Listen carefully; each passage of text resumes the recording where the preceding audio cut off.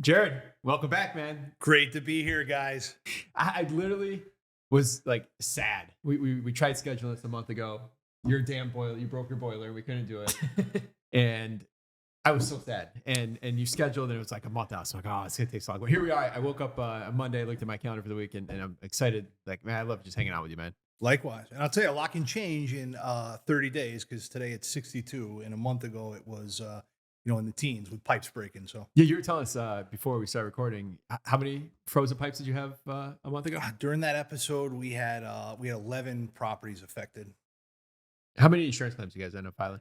a little under half. So it was about 5 or 6 What that were- were legitimate, pipes, 3 flat, pipe break on the top floor, and then, just all the way down to the first floor. We have one that's in excess of 6 figures. Wow. Yeah, it's a We, big we deal. have we have a couple tenants that live in hotels right now because of insurance claims that are going on right now. Still, Wow, so you're waiting on the claim before doing the repair? no, we started. It's just bigger jobs. It's Oh, just got taking that long to get everything kind of functional. It's So- not. It's gonna sound so funny 'cause it's gonna air in like April. Like, this is- Well, we ran into some of the issues, and this is probably valid. Is so tenant goes to a hotel, and the tenant's renter's insurance is supposed to cover those type of things. Mhm. And we actually probably came out the gate at first and put it on our credit card. And we're like, well, we're racking up this after a week. We're like, you put this on yours. And because if you don't get reimbursed by insurance, we don't want to be stuck On the with hook. that bill. So that's something that a lesson we learned here this kind of episode this winter. How Yeah. many tenants do you think were displaced? Any idea? For us, it wasn't. I think we only had 2 or 3. We have one of our tenants that got displaced that's still in a hotel is a stupid problem we have in Auburn Gresham where the pipe broke between the city line. It's on the city side, so we have to deal with the city. So that makes sense why we're struggling here. But you have to pay the extra money for the city to come out, and I think it's a P inspection or something like that. Yep. I forget what it's called, but we're waiting on getting that all fixed. And in the meantime, we don't have the running water. And also in that basement is the hot water heaters and the furnaces that got flooded out. So we got to replace those, but we're fixing the issue first. So it's been going on. It's more been a city problem than anything. fun stuff. Get a CDOT permit. All those things you need to Yeah. worry about. All of a sudden. Yeah. So it's been, but this goes to show though, we originally went at some of this with a vendor a newer vendor that he's an awesome vendor, but he didn't know his way around the city those first couple of days. So that first 48 hours is crucial, getting the city out there and whatever you got to pay him the fee or pay the plumber the right fee, whatever. This Right. is one of those situations where you can't be experimenting with a suburb guy in the city. Yeah, totally. Let's jump in here, Jared. 10-year anniversary for Marblestone. Woo! 10 years. Made it through. From serving 5 days on your Harley. For those who hadn't listened to, that's how you got your start. I think it was episode 11 with us a long time ago to now. Yeah. Reflect a little bit here. The floor is yours. Thank you. And it's actually amazing to look back on a decade of time because sometimes it seems like it's been forever. And then other times it's like, wow, it doesn't have really been that long, So it's been a great run. And just like on episode 11, I don't have it all figured out. I'm still learning every day and getting better. But I will tell you, the last 10 years definitely beats a desk job because that's where I was prior. And I wouldn't change that for the world. So you ended up in this scenario and you're actually at time not sure what you're going to do because you got fired originally. And you Yeah. had some doubts, insecurities about that. And you did this so much amazing stuff in 10 years. Like Thanks, man. looking back, any regrets, anything you would have done differently? I mean, there's always like little things, but the big picture, no, zero regrets. But I will tell you, it's scary to make that leap. I mean, Tom has made that leap, and we've talked about that before. It's just something where if you don't give up and you just kind of keep putting one foot in front of the other and asking the right questions, I still believe anything could be solved. But You have a muscle that most people don't have and would be sort of jealous, and that's the we'll figure it out muscle. And any advice to anybody out there that's like stuck on the analysis paralysis or the people that aren't as just jump all in and do it? It's and that's in all areas of my life. Like, I'm just a believer in that. I Yeah. Now, with that being said, I also don't think that there shouldn't be some prep planning before you jump in to certain things, especially like real estate investing and different markets and things like that. But there's only a certain amount of time that we have here on Earth. And I think if we spend too much time planning, we can kind of maybe talk ourselves out of it and find all these reasons not to do it. Where if we have the mindset of let's just jump in, take some action with, some guardrails and barriers around us. Um, I haven't gone through anything in my life so far, personally or professionally, that wasn't been able to work through. Yeah, I think the ability or the confidence to have your exit in your mind, whether it be just a decision or for us all the time, we have to make decisions on behalf of clients. You do too, Yeah. and you have to you maybe not get us approval on a couple $1,000 emergency situation, but you have to be able to turn around and justify or be able to your exit is I'm not getting stuck with this $2,000 bill because I could clearly talk to this client and make him understand this is his bill or whatever it might be. And I think that level of confidence of or control you feel you have about your destiny plays into it. Yeah, definitely. And for the record, I have made mistakes, and I've eaten a couple $2,000 bills too because I think it's the right thing to do. Yeah, yeah. You know? Yeah, I mean, everyone wants to have the answer figured out, right? We're taught in school like 7 + 7 is 14. Mhm. If everything was figured out, everyone would be doing this, That's right? right. That's where the opportunity is walking into the unknown, right? That's right. And it's hard to wrap our minds around that. I go through that all the time personally. So, all right, I know you've fought through some things. Was there ever a time though where you're like, dude, this is it. I can't do this anymore. Was there that one or two examples where, hey man, like this is bad. I don't know if I'm moving forward. Yeah, I mean, I get those a couple times a week. Actually. um, Dealing in the you know, C-class neighborhoods. yeah, I mean, where we operate is challenging. Where So, for our listeners, where do you operate? so we're on the southeast side. We our territory for management is about 45th Street north, Indiana border south, east to the lake, west to Halstead Itch, and um, there's an immense amount of opportunity within that giant rectangle. So we don't have any ambitions to expand past that. We want to kind of dominate in those areas, be good at it, and understand it. But okay, so the original question was: were there times when I wanted to quit? I think the biggest one was I hired I hired some people from the neighborhood that had some challenging past. And for listeners, I'm very open about this. I've had some challenges in my past that I've worked through with alcohol.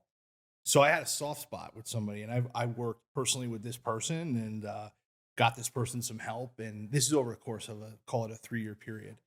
And the gift that I got to see was the progression of this person, right? Where I jack things up was I gave a little bit too much. I gave too much trust too early without any measures in place of protections. So this person had the authority to pick up some rents that were dropped off at the local currency exchange. So we have a lot of tenants, or we have a percentage of tenants that are not bankable. Yep. So they drop their rents off at a currency exchange. We have authorized representatives go pick them up. They're documented, and then we take them to the office, scan them, and record them. And at that time, the management company was not capitalized the way it is today, and it was in excess of $30,000. So that decision had to be made: do we pay mortgages? Do we pay the investors? Or do we just say, "Man, this place is wild.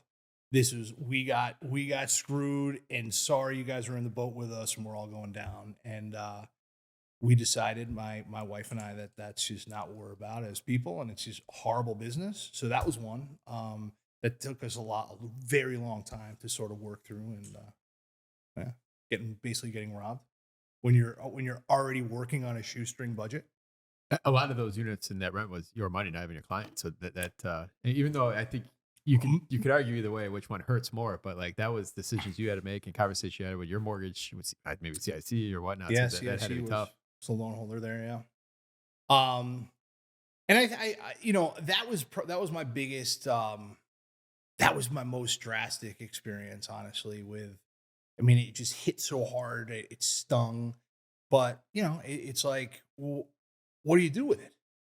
Right? You can't just create $30,000 that's gone, but what you can do is say, okay, what just happened? How do we get through this moving forward? And ultimately, what happened through that experience was, as most of the listeners may know, we operate in D plus and C areas.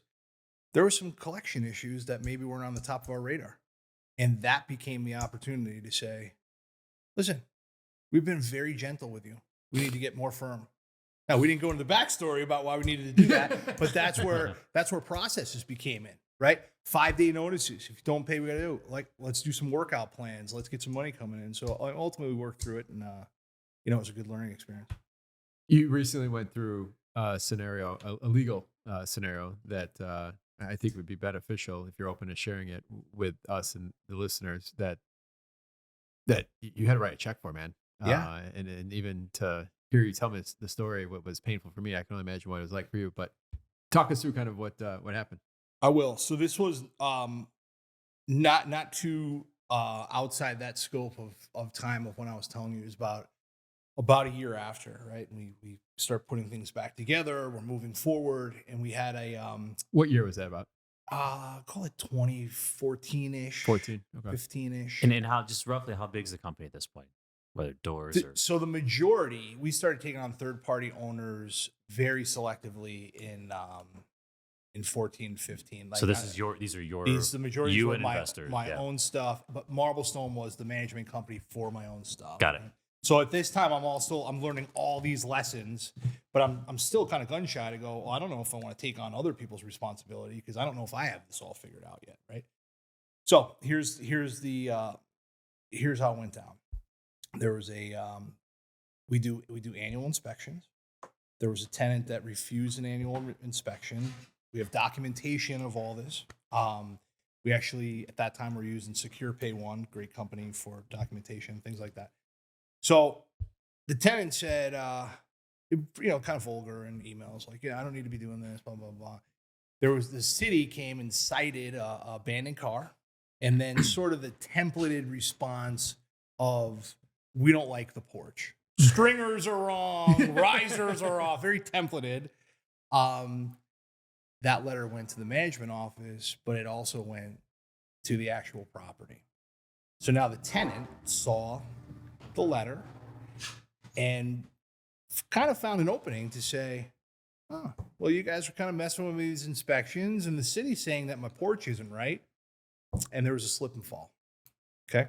Now, if anybody's gotten a letter from the city, and if you've invested long enough in the city, I'm sure you've gotten one or two. An event doesn't happen on January 1st, and by January 15th, you get the letter, right? No. So 3 or 4 months go by. I just got one from October. Right. Yes, it's a We're prime recording example. this in the end of February. So we get the letter. We talked to an attorney, and he was very calm about it. I said, man, we're getting this letter. We're getting sued. Like, tenant wants to sue us. She said she fell down the stairs. What do we do? Well, just email your insurance company. I said, yeah, that's easy enough. My first time being sued. So I emailed the insurance company, and they said, oh, we appreciate you putting us on notice, but your insurance lapsed. I said, well, what do you mean it lapsed? We sent you a letter on such and such date. This was before my wife was on board. There was less structure. It was more kind of like a lot more, let's just figure it out, right? So I had a lapse in coverage. Fast forward to 2024. Last week, we spent 6 hours in litigation. And the long story short of it, and our attorney, Brian at Castle Law, did a fantastic job. He did a fantastic job. At the end of the day, we were found negligent of not, and we repaired the stairs, all those things. We lost, and it came out of pocket. And ironically, it was about the same amount that first property manager that we trusted stole, and it still stung, but it didn't sting as bad as the first one, right? So now, what were the lessons learned? We now run our operation, and we track that on a weekly basis. We operate on off of a system called EOS. Some listeners might have read that book, Traction, and it's one of the things on our weekly scorecards. So, What's the metric here? How many people fell? no, not how many people fell, but that's interesting. Maybe we should start trying to. So the metric is any third party owners or any insurance policies not up to date, and how many are going to expire in the next 30 and 60 days. Tracked every week. That's huge. What was there? So that's a huge time frame. That was what 8 years, like from It was like whatever. If you're up late at night and you're watching TV and they're like, I forget the guy, but 222-22-22. Yeah, go down Right, Peter 294. Francis Tracy. Right, you can call whomever. There was one of those firms picked it up, and then that lasted 2, 3, 4 years. A couple of demand letters back and forth, and it was like it's not gonna go anywhere. Then we thought it went to bed, and then it got picked up again, and then this one these guys ran it all the way down, and it was wild. Like we were in a legit courtroom. There was here's Exhibit A, here's Exhibit B. I mean, it was the real deal Holyfield. It was. I don't want to experience that again. Do you think you could have maybe wrote a $10,000 check 4 years ago and made it go away, or do you think that was? Yeah, I mean, looking back on it, I mean, I from the brain power that it took, and there's also a mindset now of tenants, right? You get into this thing where it's like, well, tenants are disasters. That's not accurate. Like we manage a ton of properties in very difficult areas. To be sued one time in a decade, it's a pretty good hit ratio. Yeah. Right. And the mistake we made was the insurance. Yeah. Right. Yeah, If we had insurance, the deductible. That's it's it. deductible. It's like not a big deal. So it's the lesson. But I will tell you in full honesty on a podcast where there's probably millions of listeners right now. I'll take it. I didn't want this to eat at me. And Erica and I spoke about this on the car ride home, and she actually said, this probably isn't the most healthy thing to get resentful over, right? So we definitely both learned, but what do you plan? How do you plan to let this go? And later that evening, we had dinner, and I said, you know what? I'm going to reach out to the tenant, because when you hear the litigation, she fell. I have a role in that. What's my role in it? Right? Probably should have done things different. Not my role of I should have checked the box with the insurance company, right? Maybe I should have had a nicer set of stairs there. So here's the deal. Your stringers. The stringers. My plan is I plan to personally reach out to her and let her know that although I didn't enjoy spending time in the courtroom, I want us both to be at peace, and I'm happy to have you stay there as long as you're current on your rent. And she's a little behind, so maybe that when she gets the judgment money, she'll kind of put that towards the rent balance, and off we go and stay there another 15 years, and everybody's cool. Talk to me about this, because there was the settlement that you got found guilty for, but then you had attorney fees. How much did that rack up over the 10 years, basically? I mean, I would throw another 10,000. The guys aren't cheap, and they bill by the minute. They round up. They round up. They round up on the. You're on that phone call. Be done in under 15, man. Yeah, Brian, I love you, but I think you might have charged me for a couple text messages that I responded to. So. No, Brian Castle, they're great. They're good people. I know you're close to Castle Law altogether, so definitely shout out to them. So I guess the point there is, one is we also have, regardless of the markets that we're in, you have to realize the more properties that you manage, the more risk we're taking on. Oh, yeah. This is all risk. Somebody falls, somebody does this, somebody does that. I mean, it's actually, now that it's over, I have a calmness with it, for all the reasons that I said before, but I'm actually kind of proud of that number, right? We live in a very sue happy society. To live in fear, to think, well, I hope I don't get sued. Man, I hope today's not the day. I just think that there's a mindset behind that too, which is not the other extreme. Bring it on, I'm ready. Just prepare yourself. Don't think that this could never happen. It happens. Do you think C and D class has a higher risk of whether it be litigation, city violations?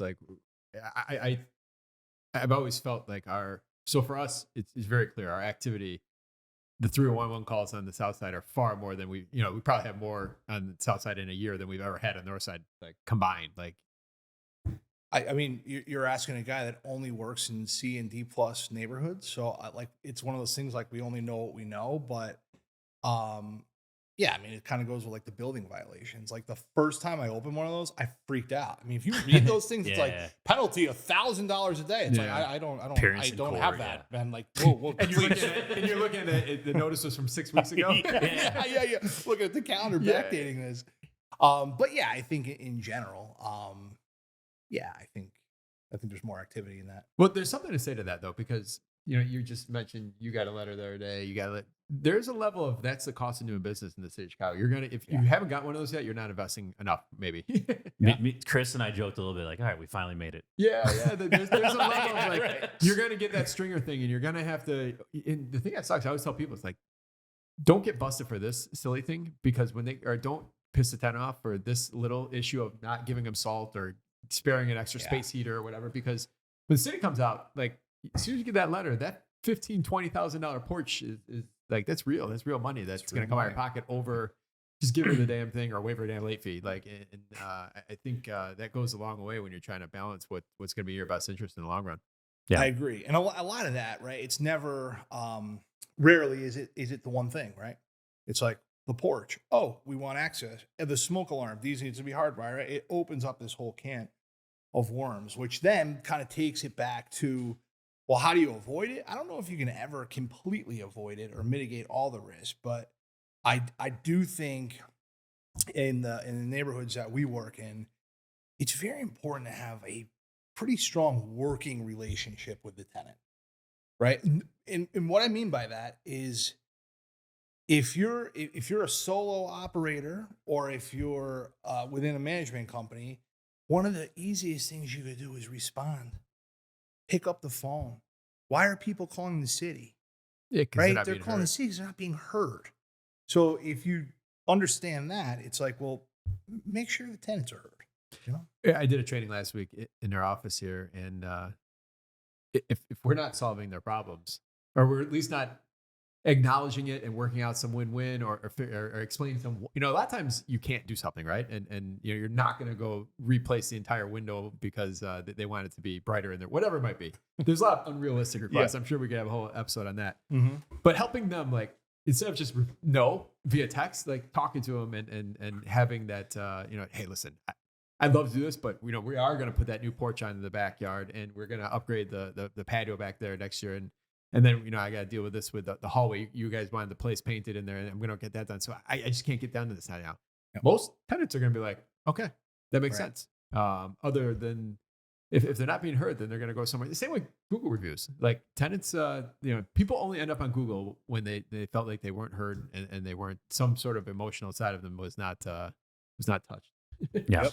Spot on. So, Jared, you mentioned your markets. Can we, you went into the East Side pretty deep last time we had you on. It's been 3 years. What has changed, right? Well, we don't have to define the whole East Side, but sure, what from the time in 3 years has it been roughly business as usual? Have you seen growth there? So I've seen the easy answer is there's less abandoned property, which I think is good, which is obviously telling us that more investors are coming in and cleaning up the neighborhoods. But in terms of infrastructure, I made kind of that big bet on the extension of the South Shore Lakeshore Drive, right, with the Southworks development. And Facebook is an interesting tool depending on how you use it. I got a memory the other day saying, and I was like, rah, like they're building apartments and golf courses and this. And, to be honest, I think, so there's less abandoned houses to answer your question. And there's definitely not the progress that I would have anticipated, but I also understand now being in this business for a decade that the city just moves slow. I still believe that it's a great place to live, and I still believe that there are new things to come. I just don't think it's going to be, as fast as anyone anticipates. And that's Southworks development. Like I bought into that too. I mean, we bought all those properties over there in Buffalo and then Manistee. Bush. Yeah, the Yeah, bush, right right? on top of it. Yeah. Like we're not only across from the park, but we're about like all those exciting things about the bush. And Yeah. I remember how excited I was just a few years ago now when my last property on Buffalo burned out. No one was hurt, but like finally, like I'm out, like because that McCaffrey interest, whatever, like that went nowhere fast, and I think he's definitely um, he's not even invested into that going anywhere anymore. But there's been a couple micro projects. You got 79th and is it Coles over there? They got a couple new construction buildings going over there. What is there anything exciting going on down there? So it's, again, like the timeline of the city is their own, but Invest Southwest had some targeted areas, one of them being Commercial Avenue. So if you go from basically 89th or 79th to 95th has some pockets in there, and Commercial Avenue is still active. You have some anchor tenants there, such as like Chase Bank, and you have a McDonald's, and you have a BMO Harris. You have a Marblestone. You have a Marblestone.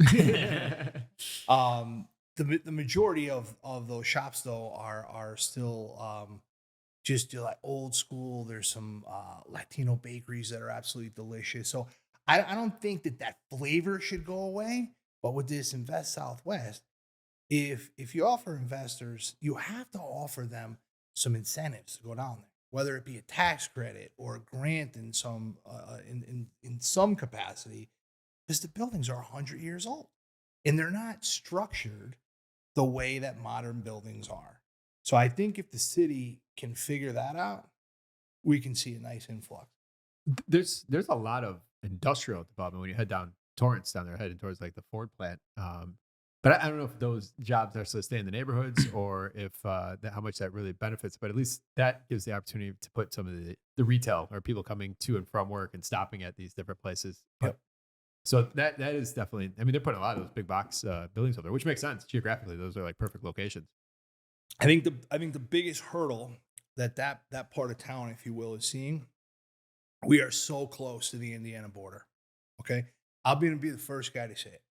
All right, I live on 106th Street, and on 108th is where I get gas. Why? Because that's in Indiana, and it's cheaper, and the tax laws are different.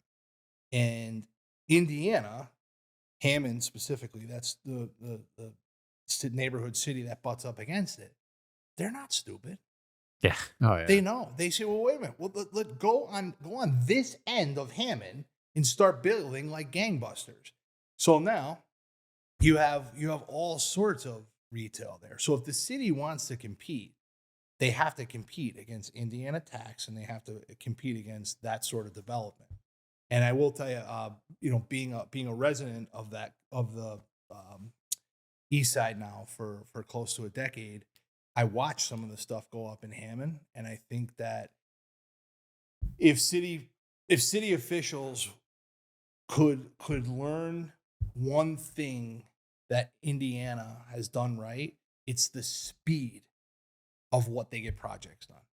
I mean, it was literally I get gas one day, I get a cup of coffee at Dunkin' Donuts, and it was like a season goes by, and all of a sudden there's a Walmart, right? And there's different shopping malls being built. Like, it shouldn't take this long to get this right. That's my take on it. We have a bunch of our maintenance guys. They actually work for us on the south side, south suburbs, but they come from Indiana. Like they're like, it's just cheaper. I get everything cheaper over there. Well, let them know we're hiring. And you get we're fireworks. way quick. We're geographically we're much closer. We don't make them with the office, so we're good. We're good. We got stuff over there. So staying in that area, what do you say to that out of state investor saying, "Hey, I'm looking to invest down here"? Like, what are some of those guys coming in just bright eyed saying, "Oh wow, look at the cash flow, look at the numbers on this." I still take the majority, if not all, the sales calls at Marblestone, and that's exactly what it is, right? It's, hey, I was looking at this deal and the cap rate's amazing. Well, they are on paper, right? But these are high touch areas, meaning maintenance calls are going to eat up some profit. So if you're underwriting this stuff, just be aware of that. I'm not saying that you can't make money. You can. The other thing that a lot of people get enticed by is it's the lower barrier of entry, Yeah. right? I can buy a house for I can buy 150. X amount of units. Exactly. Now specifically where I'm talking about on the southeast side, the housing stock is primarily residential 1 through 4, right? You start moving into South Shore, you have bigger buildings and Pullman area, there's stuff like that too. But at the end of the day, just underwrite it correctly. And if you think that you should really have an expense load of X, do X plus 1.2, bump it up. And also don't think short term. You got to think long term. Don't come into a somewhat challenging market expecting steady Eddie constant returns. That's just not the way that this market, in my experience, in my own personal assets and in the stuff we manage. Right? You can get a single family home where you're getting 15, 16, maybe 1,800 these days. Section 8 paid, you get a nice chunk, but then you get the turnover and it's 12 grand. Yeah. And that's where a lot of people are like, oh man, what am I doing? Like that's just they start translating that to how many months of rent they've had so far. But they don't necessarily always look at the other benefits, the tax write-offs and the principal pay down if they have notes on it. But that's where I see a lot of people that kind of hit a wall. And you do a really good job at explaining the expectations for people that come into this market. Yeah, thank you. I think, it's very important. Now, we're all, as investors, we have to expect turnover, right? But I think one of the goals that we're trying to work on internally and track for our tenants is the stay of the tenants, right? If you can keep a tenant 1 year longer than the average, and our average right now is 2.7. I know that sounds weird, but that's just how it shakes out. It's 2.7, right? You can get it to 3.7. There's some significant money, right? Because for all the reasons that you said, right? You have turnover costs and things like that. So. Well, you'll have one less turnover every 10 years if you get it up that high. I believe the city of Chicago, the average is right around 30 months, which is right around your 2.7. Yeah, 2. Yeah. And if that's one thing we have upstairs written in our office, don't let people move out. Because you just open yourself up to a bunch of risk when you move out. At least even if you have a tenant right now that's a pain in the butt, you kind of know their angle and if they're a pain in the butt. Like we're very slow to don't renew that tenant because man, like the cost is never worth it. Then not only do you get past the cost, then you have the unknown of the next person who just might be freaking crazy. Right. Well, you got just the economics of it from the investor standpoint. You may or may not have vacancy depending if you lease it up in time. You're going to have the turnover cost, which could be dramatic, right? Like you said, it could be a 4-figure cost. And then if you have a management company, you're paying that leasing fee, or you're spending your time to lease it up. Yeah. And all of a sudden it becomes cool. You got an extra $100 a month or whatever it is, but like that 1,200 doesn't make up for everything you went through and just the effort. You want to do this at scale, like doing that every single time, like it'll eat you. Yeah, it's draining too. What I can speak to that's been pretty exciting for our investors and our own portfolio is that as interest rates have risen, the 10-year treasury has gone up, and that's directly correlated with the CHA voucher amounts on payments. So, don't hold me to this, but 10 years ago, a 2-bedroom voucher in those general neighborhoods would fetch, let's call it $1,000. Right now we're seeing 14s. Right, those are some. Now those get juicy. 3 bedrooms we just saw over, I think it was 2,100. Yeah, that mobility zone, you're in the bonus round, right? Like this is just pure CHA voucher. Those are moving the dials. Yeah. Right. So there is opportunity there. But like anything too, and I don't want to go down the rabbit hole of subsidy too much, but I can't not bring how important this is. Regardless if someone has a voucher or not, they need to be screened. Just like a market tenant, you should go through your due diligence as you would. Don't just because somebody has a voucher, the government's going to pay. No. Like it needs to be screened and run properly. So. Yeah, I always tell people there's a wide range of quality subsidy tenants you could get from one way or the other. How many of your portfolio are subsidy? You actually work with a bunch of other subsidies that are not Section 8 too, correct? Yeah, I mean we do all sorts of subsidies. It's over 50%, and we're closing in on about 450.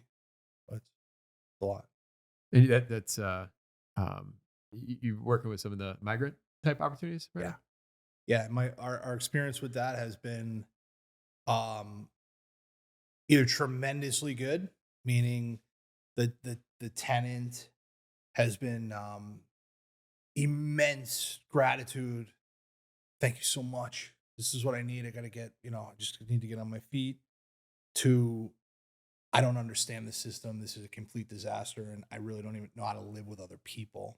So it has not been any middle ground. A lot of the staff at Marblestone is bilingual, so we do spend a lot of time speaking with the migrants and kind of doing our best to educate them on this isn't Venezuela, and we have to do things a little bit different. And these are kind of, how do you take somebody that's not really, that doesn't understand like common local law, and then they take a journey and they get here, and now you have to like redirect and change behavior. Like it's a big deal. But yeah, we're working with them.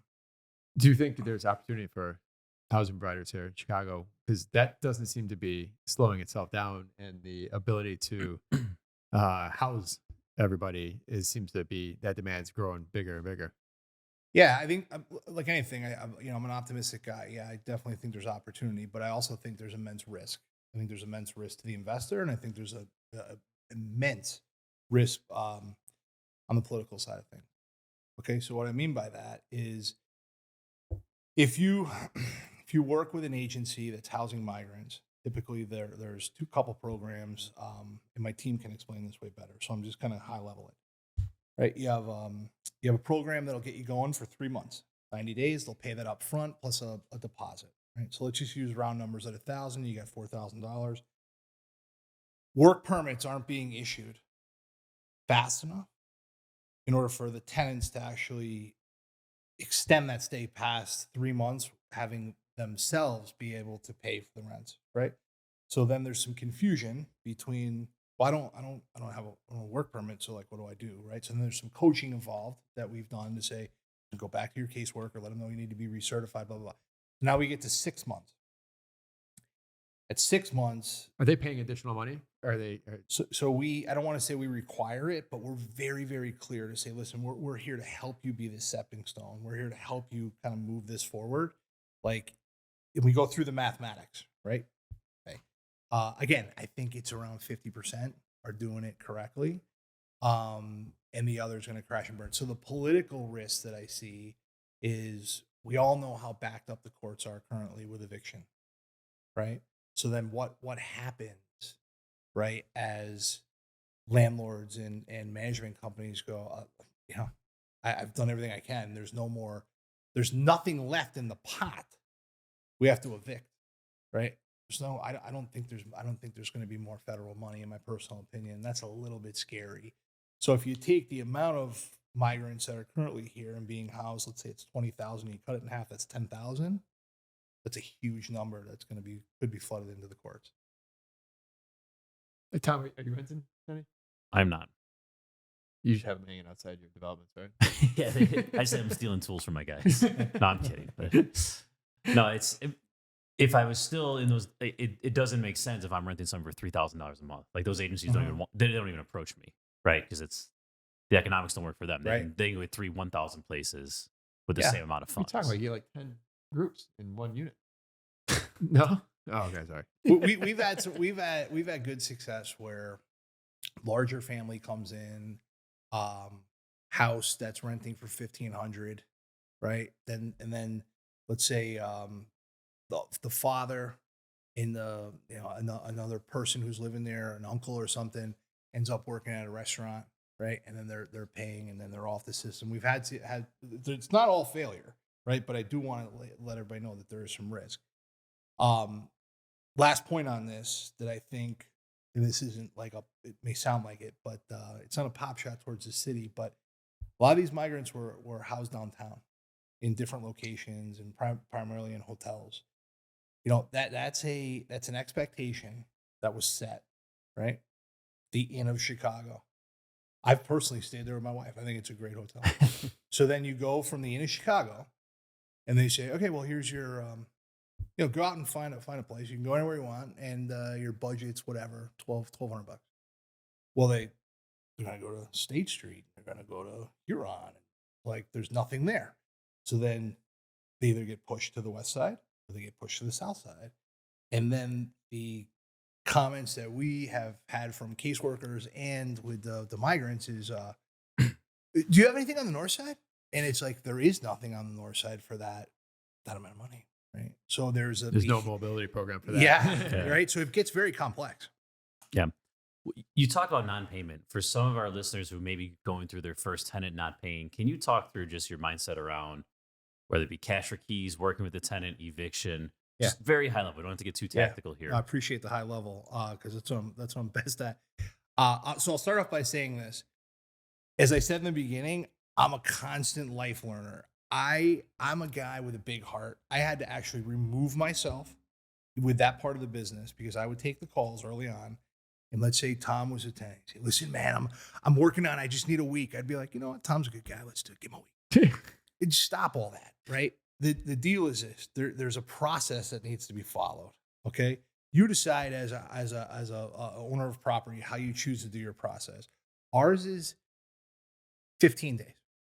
If you're 15 days late, we're gonna start with a 5-day notice. Now, sometimes tenants get upset and they say, well, no, I'm gonna pay you. Tom, I know you're gonna pay me. And this has nothing to do with that. I'm just saying, in case you didn't, but I know you're going to. And then file. That's an option. The other option is cash for keys. We're seeing that typically. You guys don't mind if we talk numbers, right? No. Yeah. Sure. What's the going rate in the east side? Like, I wouldn't say you start here, but where it shakes out is like $2,500 to $3,000. The problem is there's also delay tactics there. Yep. Well, man, listen, I got to get the moving truck, and then my cousin's got to help me, so I can't do it this Friday. But if we could do it maybe 2 Fridays from now, we've offered sometimes to, moving trucks aren't that expensive. Get you the moving truck. No, I want to use my own stuff, right? You kind of got to weed through the BS there, yeah. right? But my point here is this: it never ends well with non-payment, right? Whether it's cash for keys, no one's going to say tomorrow I'm going to pack up all my stuff and go. The eviction process takes forever. I think I like the 2-prong approach. Okay, a lot of people may disagree with me on this. That's okay. We file and then say, listen, you already filed, right? Now, let's talk about, because you're in a 6-month process, okay? But you're going to get movement. Now your cash for keys now doesn't go now, but your $3,000 in that example is now gone. How about $750 and a bottle of Pepsi, and we'll help you get on your way, right? But the deal is to get the asset back. Now, everybody, regardless of the market, there's always going to be tenants that fall on hard times. I've tried it every which way to work with tenants because I don't want the turnover cost. I don't want the time. I don't want the all the headaches that come with it. In my experience on the south side, it has never turned out well. Maybe 1% of the time. So that's a belief system that I had to change. Now, I still, every once in a while, there's a tenant that'll kind of pull on my heartstrings a little bit. And then I screw up the whole system at Marblestone, and the girls are like, why'd you tell Miss Nancy this? And I'm like, she's been with us forever. Just give her another month. But Miss Nancy never pays, and I'm the guy with egg on my face. So get a process, follow it, and we got to move on. I think the most dangerous collection situations end up being where the tenant fell behind a couple of months and caught up. And maybe they did it twice or 2-3 times where it's like they got felt. And then it's the same as a bad shooter making his first shot in a basketball game. Yes, He's going to check up 10 more. Like, Yeah. you shouldn't be shooting threes. Is going to, Yeah. you have this this belief that you should not have. Yeah. So Because now you have a tenant that's like, it's fine. They're not going to file on me. I'll get it to in 2-3 months. but then they don't. And then they have a good intention, or their tax return was as much as they thought it would be. Now it's in 3.5 months and you still haven't delivered the 5-day. Yeah. Right. That or same situation. It's a credit card payment, whatever, Oh, or check, and it does not go. You think and then Yep. another week goes by, it doesn't go through. It's like, oh, So like, for your software, you have the ability to turn off online payments or credit payments. You guys utilize that, and that's something that was big for us. Yeah. If we deliver a 5-day, we turn them off. They have to pay certified funds only because for us, For that reason. for anyone with like Appfolio or any of these services that collect credit cards, I don't know if you guys have experienced this, but 3 months down the road, you think they're caught up, and all of a sudden they Reverse charge, They yeah. contested the charge, or they say, "Oh, it's my." They actually Yep. do it on purpose. They put it on somebody else's card, and then Yeah. that person actually files and says, "Hey," or files a claim with American Express and says, "Hey, that wasn't me. It was fraud."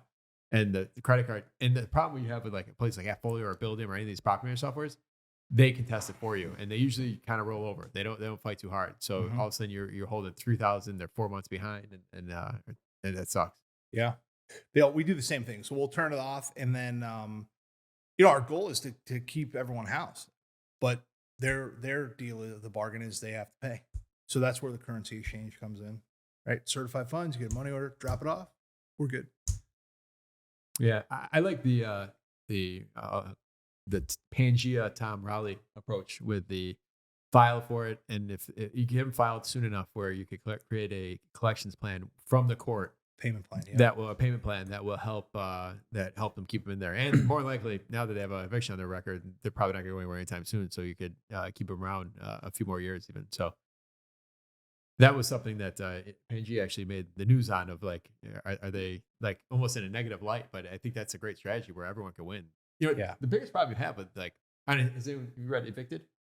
what's up? The book Evicted? Have you read that? No. Oh, man, you ever read Evicted? No, but I will this weekend. Oh, it's everything. So it's a case study of 4 Milwaukee investors. One's like a trailer park, one's C and D class, one's B class. But it's great. It's 4 Milwaukee investors, so it's close to it.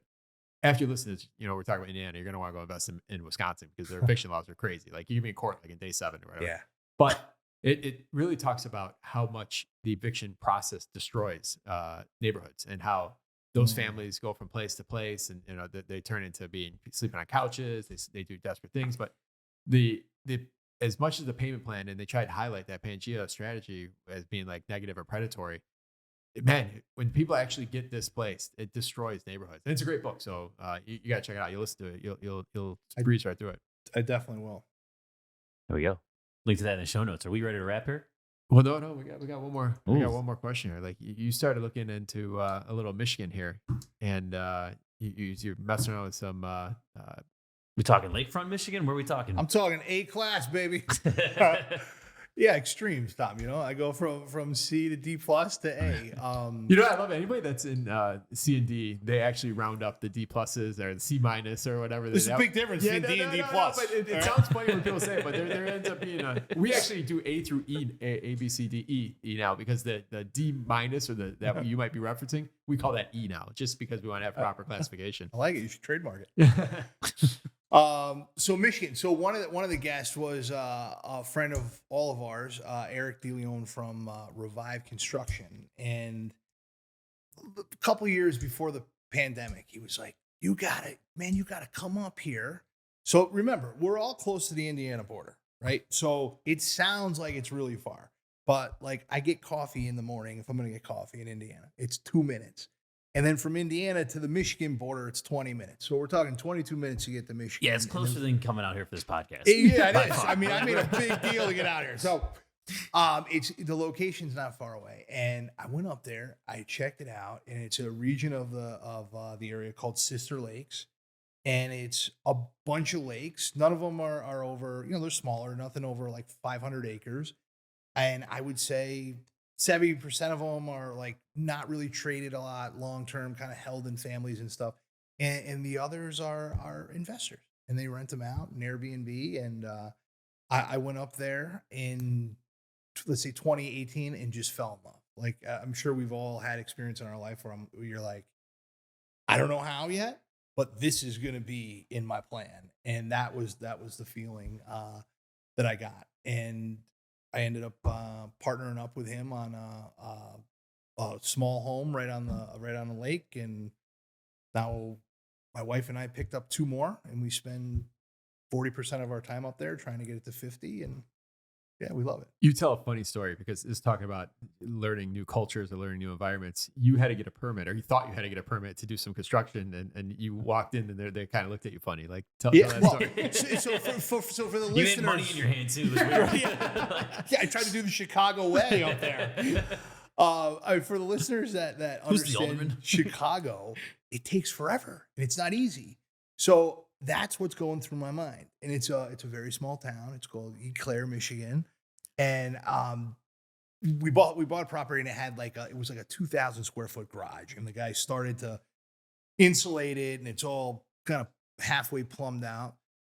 So I talked to my neighbor and I said, I think I want to do something with this, maybe convert it or something. I said, what's the process here? And he said, just go down there and talk to Mary. Mary will give you the building permit. And I'm like, all right, his name is Mark. And I said, well, can I tell her Mark sent me? And he goes, I don't care what you tell her. He goes, just ask for Mary.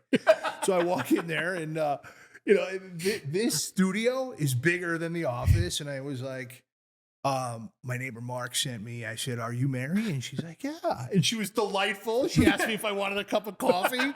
And she's like, what are you looking to do? And I said, I'm trying to convert this garage into an apartment, maybe two. And she literally was not microfiche, but went through a hard copy and says, well, it looks like they started this in 2016, but never finished. Maybe we can, reinstate that. I mean, it was a pleasure. It was a pleasure. I felt like, I felt like I owed her something after the short visit, but yes. In comparison, I just had to get a 5 unit to a 6 unit. I had to make it affordable, pay $5,000 in zoning fees. I had to get a consultant who knew the alderman. And 6 months later, I have my 6th unit. Oh, man. It's sad but true, right? I need a Mary in my life. Well, Yeah. Yeah, I spent the night I spent the night with you. That's not funny. I went up and visited you up in Michigan, and you told me that story. We walked around the lake, and it's just crazy what we become comfortable or what normal is to us here in Chicago when you go up and look at something like that, and even pricing or like it's just kind of crazy what the norm is here in Chicago, and it's great. We learn how to work around it. We learn how to make money on it. It keeps other people out from coming in and figuring out how to make money. So there's good things and bad things, but it's just kind of crazy. Yeah. And I love when you tell that story because it's hilarious. and product, we Airbnb that sucker. Everything go. Yeah. So this was I'll tell you a quick story. So the first one that I did with Eric, we've known each other for a long time. There's lots of trust there. Normally, if you got a booking with a solid guest for Airbnb, like most people would get excited. But our agreement was if it wasn't being used, then I can go up there and use it.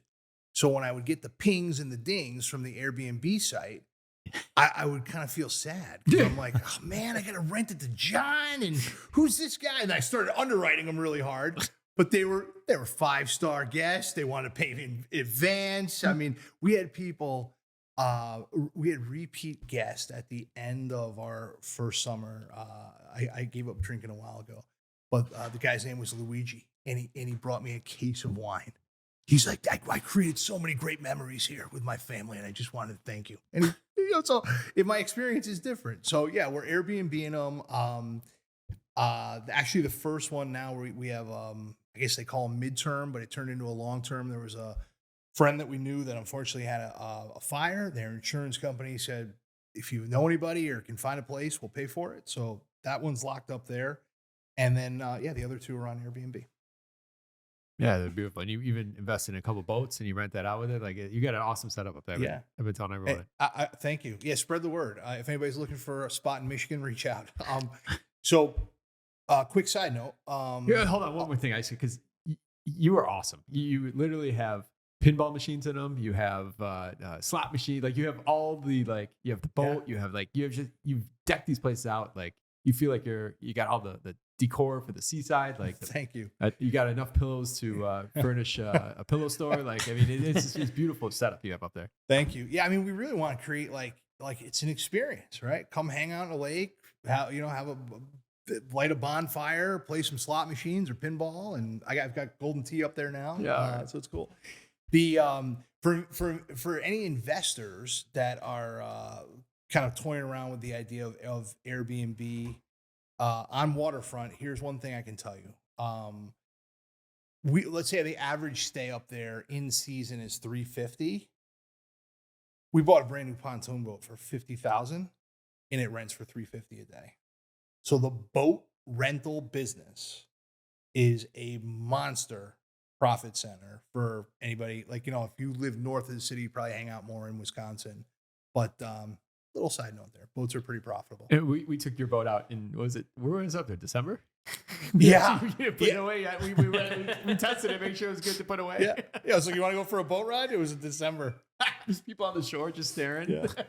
That's awesome. So, all right, good to wrap. Yeah, we're good to wrap now. Okay. My bad. I had to get that story in. So, all right, man. What's your competitive advantage? How have you been able to do all this, man, 10 years, whatever, this journey when others wish they could?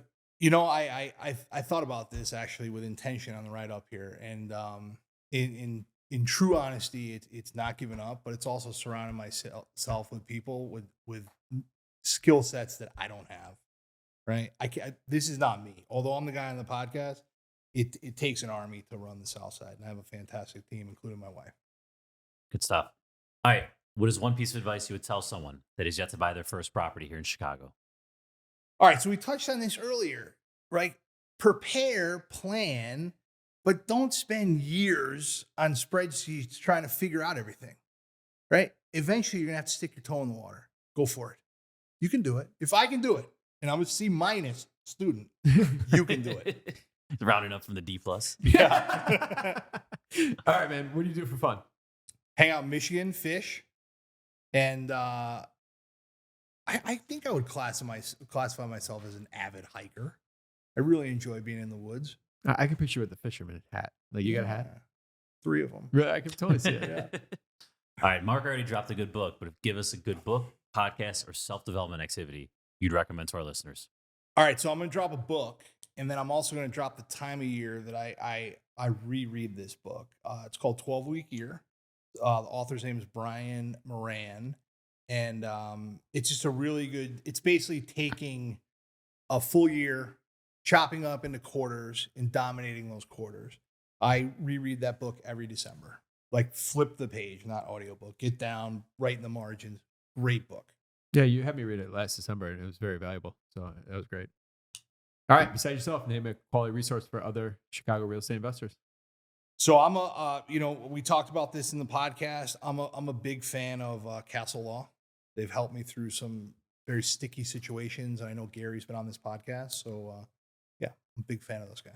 We're live. I can't look it up. I know. Gary, episode number, and then Lance, insert your voice there. All right. Jared, thanks so much, man. It's been awesome hanging out with you. You provide a ton of value to our listeners. How can they learn more about you? Is there any way they can provide value to you? Yeah, so check us out. Our website is www.mpg, like miles per gallon. MPG. You can sell that thing. I sell it, baby. Marblestone Property Group on the south side.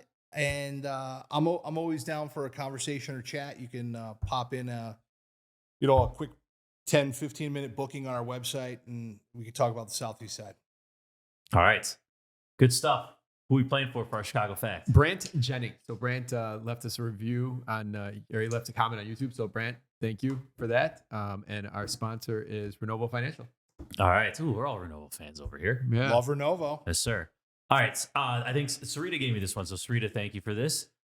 Jerry lives in the city, as do I. So not even multiple choice. I'm going to give you a 3% variance on this. Within 3%. What percent of the total population of Illinois lives within Chicago? So city limits, not the burbs. What percent of Illinois' population lives within Chicago? So I guess we'll do like prices right here. We'll get it closer. Without going over. Ooh, all right, fine. 54.